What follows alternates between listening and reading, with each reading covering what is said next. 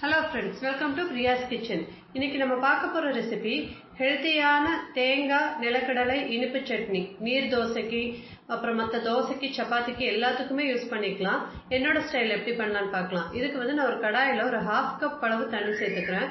தண்ணி கொஞ்சம் சூடானதும் இனிப்புக்கு நாட்டு சர்க்கரை தான் சேர்த்துட்டு இருக்கேன். ஒரு 3 ஸ்பூன் அளவு நாட்டு சர்க்கரை சேர்த்து நல்லா கலந்து விட்டுக்கோங்க. அது நல்லா கலந்து சூடாகி கொதிச்சு வரட்டும். அது நல்லா இந்த கொதிக்கிற ஸ்டேஜ்ல நான் 1 கப் அளவு தேங்காய் துருவி வச்சிருக்கேன்.